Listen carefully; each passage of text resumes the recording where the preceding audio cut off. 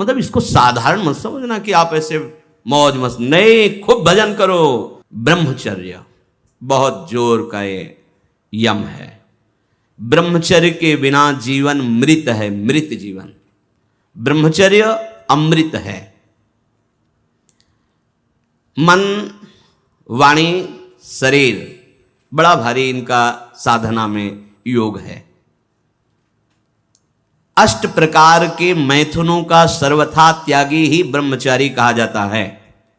पूज्यपाद श्री उड़िया बाबा जी महाराज, मूर्तिमान ब्रह्म, ब्रह्मचर्य ही महान सामर्थ्य, परम पुरुषार्थ, भगवत प्राप्ति का प्रबल साधन है। परम सुख का, परम शांति का, परम स्मृति का, महान धृति का ये प्रधान साधन ब्रह्मचर्य है। जो इस साधन से हीन है वो मृत हैं, खुद देख ले। स्मृति काम नहीं, शरीर में विशेष रजोगुण का प्रभाव, भोग वासना से जलता हुआ हृदय, छल कपट, आगे चलकर शरीर पीड़ा से युक्त हो जाना, बुझा बुझा स्वभाव रहना, हृदय में एक विशेष चिंता, कल्पनात्मक भय, विषाद और पशुवत आचरण, ब्रह्मचर्यहीन जीवन।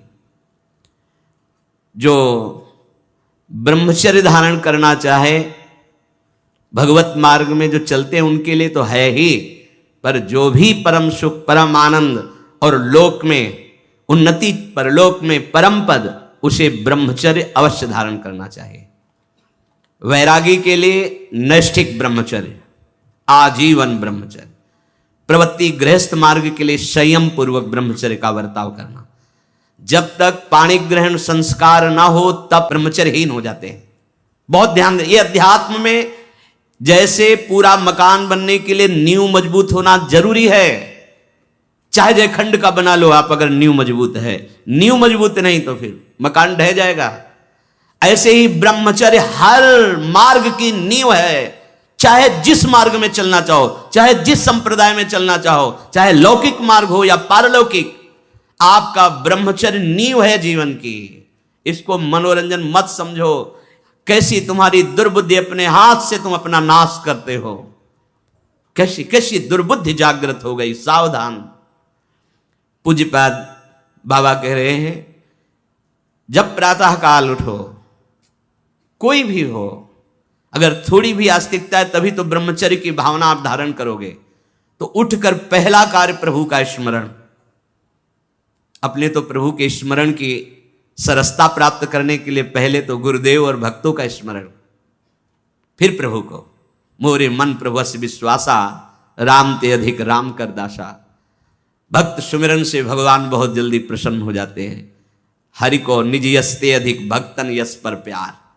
सबसे पहले महान भक्तों का स्मरण, उनसे हमें सामर्थ्य प्राप्त होती। जब उनका स्मरण करते हैं तो उनकी भजन शक्ति, उनकी कृपा शक्ति हमको बल देती है। हमारी दिनचर्या परम पवित्र और शास्त्र सम्मत होती है। फिर बिना, जैसे आजकल वो चल पड़ा है चाय काफी, बाबा मना करते हैं। ये दिनचर्या ब्रह्मचारी की नहीं होती कि आप सुबह उठे, चाय पिए, फिर सो, नहीं। हाँ, जल के लिए आयुर्वेद में सिद्धांत है, बिना कुल्ला व मंजन किए आप जल पिए तो जो मुख में, वो आपके उदर को साफ करेगा जाके, आपके उदर को रोग रहित करेगा जाके। अधिक से अधिक ही सुगंधित पदार्थ जब तक प्रसादी न हो तो शरीर में नहीं लगाना चाहिए। इसका प्रभाव पड़ता है, रजोगुण पैदा करके भोग वासना प्रकट करता है। श्री जी को अर्पित तो भक्ति हो गई हमारी श्री जी की श्री अंग की गंध है। या औषधि के लिए आप ले सकते हैं। नियमानुसार व्यायाम, भोजन उतना जो पच जाए। अगर आपको शाम टाइम लगता है कि खट्टी डकार आ रही, पचा नहीं, तो फिर बैठने की जरूरत नहीं, उपवास करो। दूसरे दिन पाना, कोई मर थोड़ी जाओगे, आपके हाथों को थोड़ा विश्राम मिला। प्रतिदिन सोते समय दांतों की सफाई करके सोएं। आपके दांत ठीक होने चाहिए, क्योंकि आप अच्छे से चबाएंगे तब आपकी पाचन शक्ति ठीक होगी। 2 बार स्नान ब्रह्मचारी को अत्यंत आवश्यक है। और यहां पेट में ठंडा ठंडा जल, ऐसे यहां तो कई बार जल डालिए। जैसे ऊपर स्नान किया, फिर आधे यहाँ नाभि से लेकर 10 कमंडल कम से कम ऐसे आराम आराम से आपके ब्रह्मचर्य की बहुत पुष्टता होगी और आपकी गर्मी शांत होगी। रात्रि के समय सोते समय विचार कीजिए आज हमसे कौन सा विचार, कौन सी चेष्टा ऐसी गलत हुई जो नहीं होनी चाहिए और उसको नियम लेकर दूसरे दिन से ना होने पावे। आप खुद विचार कीजिए। मांस और शराब और कोई भी नशा ये तो कहीं प्रवेश ही नहीं है, पर धोखे से भी कभी बिल्कुल नहीं। ब्रह्मचर्य रहना है, भगवत प्राप्ति करना है तो आप वृत्ति भगवदाकार है। अब वो खेल खेले उनकी बात अलग है, महापुरुषों की वो तो 10 तोला जहर भी खा के पचा जाते हैं, ऐसे संत हुए। एक संत थे, पूज्य बाबा के चरित्र में पढ़ा, कूटस्थ उनका नाम था, कूटस्थ महात्मा। उन्होंने आजीवन नियम लिया था कि ऐसे खप्पर कर दिया, जो डाल दिया वो खा जाएंगे, क्या है उससे कोई मतलब नहीं। तो कुछ उद्दंड लोग जब उस नगर में गए और ये बात सुना तो उन्होंने विषैला सांप पकड़वाया और उसको उबाल करके हाथ में आया, ऐसे देखा और मुस्कुराए, खा गए। जो महापुरुष है उनकी क्षमता, उनकी स्थिति वो अपने में नहीं है। उसमें लिखा था पागल। एक दिन जंगल में किसी पेड़ के नीचे बैठे थे, किसी गांव में चोरी हुई थी, लोग उन चोरों का पीछा किए रहे थे, वो आराम से बैठे इनके पास आए, बोले तुम भी उन चोरों में शामिल थे? उनका तुम्हें जो दिखाई दे रहा है तुम देखो, तुम्हें क्या दिखाई दे रहा है? बोले बहुत गुस्सा, अंधेरा था, बहुत गुस्सा है तेरे अंदर, और डंडा चलाए। जब एक ने कहा देखो तो कौन है, तो फिर वो तुम महात्मा हो? बोले तो तुम निर्णय करो कि कौन है। अरे बोले गलती हो, कोई बात नहीं, जाओ। कुछ नहीं, पीट रहा है तो कुछ नहीं, उसमें जहरीला सांप दे दिया तो कुछ नहीं। अब वो एक हिमालय की तरफ जा रहे थे तो उस समय सिंह दहाड़ा, तो ऐसे छड़ी लिए थे, ऐसे खड़े हो गए, बोले सुनो, अगर तुम्हारा आहार निश्चित हो गया है शरीर तो तुम्हें हल्ला मचाने की जरूरत, इसे खा लो, और नहीं हुआ तो चले जाओ। वो चल दिए। भले स्थिति है तो हमको अपने कोई भी व्यसन साधना में, देखो सबसे पहली गलती तो ये होगी कि वो व्यसन हमें अपना चिंतन कराएगा समय पर, हमें कोई व्यसन नहीं करना। और ध्यान से सुनिए, ब्रह्मचर्य पालन के लिए इमली और खट्टे पदार्थ बिल्कुल जहर है ब्रह्मचारी के लिए।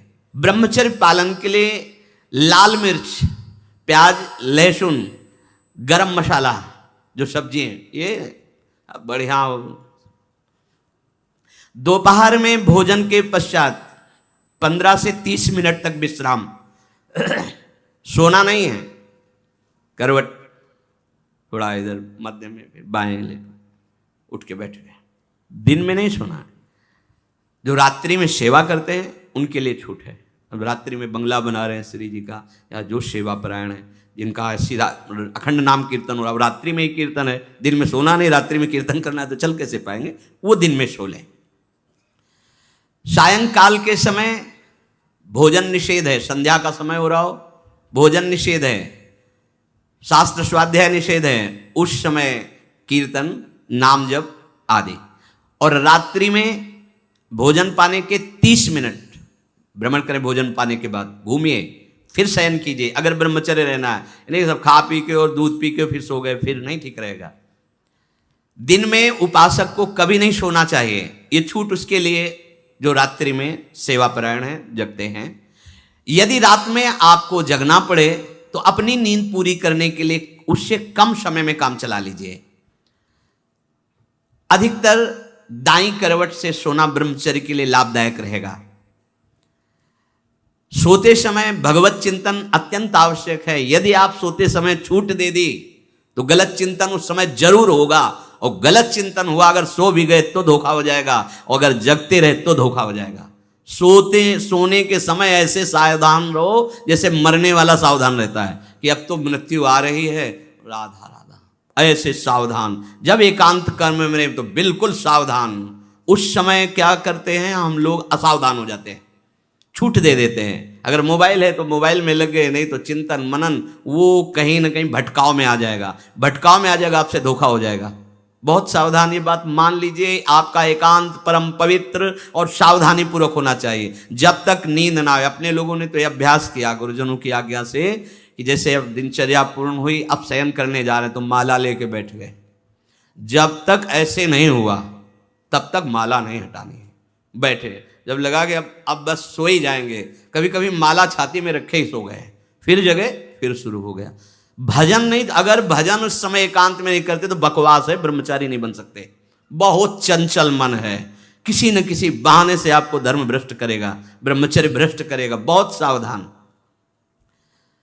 उपन्यास, अश्लील पुस्तकें, अब बाबा के समय तो मोबाइल नहीं चला था ना, नहीं तो वो भी लिख देते।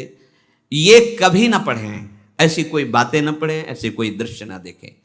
ब्रह्मचर्य जो साधना है, इसमें व्यर्थ समय नष्ट करने वाला ब्रह्मचारी नहीं रह सकता। आप अपने कार्य में रत रहिए, कार्य से विलग हैं तो आपका चिंतन ब्रह्मचर्य की पुष्टता के लिए, भगवत चिंतन, महापुरुषों के चरित्रों का चिंतन, इससे आपकी बुद्धि प्रवीण होगी और आपके अंदर जो मनोवासनाएं हैं उनका नाश होगा। फिल्म, सिनेमा, नाटक देखने वाला कभी ब्रह्मचारी बन ही नहीं सकता। अब देख लो भाई, सावधानी पूर्वक। इसलिए ब्रह्मचर्य ये महान साधना की भूमिका है। अपरिग्रह, ये पांचवा है। अपरिग्रह, जितनी तुम्हारी आवश्यकता वास्तविक सेवन के लिए, उतनी वस्तु पर अधिकार रखो। इसके बाद जो भी वस्तु गोविंद ने दी है, परिवार सेवा, जगत सेवा, ऐसा, या आप विरक्त हो, वह उतने अधिकार, जितना वस्त्र, जितने पे सो रहे, जितना भोजन। कल क्या मिलेगा ये हमें चिंता नहीं करनी है, हरि गुरु जाने। कल की अगर विरक्त को चिंता है तो वह विरक्त नहीं है, और गृहस्थ को चिंता होनी ही चाहिए कि कल परिवार कैसे चलेगा। गृहस्थ का संग्रह प्रधान और विरक्त का संग्रह रहित जीवन। हरि गुरु जाने कैसे भरण पोषण करेंगे। अपरिग्रह ये बहुत बड़ी सिद्धि है। भोग्य वस्तुओं का अपने लिए संग्रह ना करना और भोगते समय ये ध्यान करना शास्त्र आदेश है कि नहीं। कोई भी वस्तु पदार्थ अगर ऐसे रहा जाए तो कह रहे हैं कि अहिंसा का पालन करने वाले का प्रभाव पड़ता है कि उसके सामने हिंसक वृत्ति वाला भी आ जाए तो दैन्य हो जाएगा, हिंसा वृत्ति नहीं रहेगी। और सत्य का पालन करने वाला वाणी से जो बोल देगा वही हो जाएगा, पक्का पक्का। अगर आप झूठ नहीं बोलते और सत्य का पालन करते हैं तो ठीक वैसा ही हो जाएगा। आस्ते जो इसने कभी किसी चोरी आदि, ये जो अभी पीछे वर्णन हुआ, नहीं करता तो साफ दिव्य रत्न जो चाहेगा उसके अंदर संपत्ति के रूप में जागृत हो जाएगा। जैसा वैभव चाहेगा वैसा वैभव आ जाएगा। और ब्रह्मचर्य का पालन करने से शारीरिक मानसिक दिव्यता प्रकट हो जाती है और महान पराक्रमी संकल्प वाला बन जाता है। संकल्प वाला, भुजदंड भले ऐसे ना हो पर उसका संकल्प ऐसा होगा कि जो चाहेगा वो कर सकता है, अध्यात्म बल परिपूर्ण। और अपरिग्रह, वो जन्म जन्मांतर की बातें जानने लगेगा।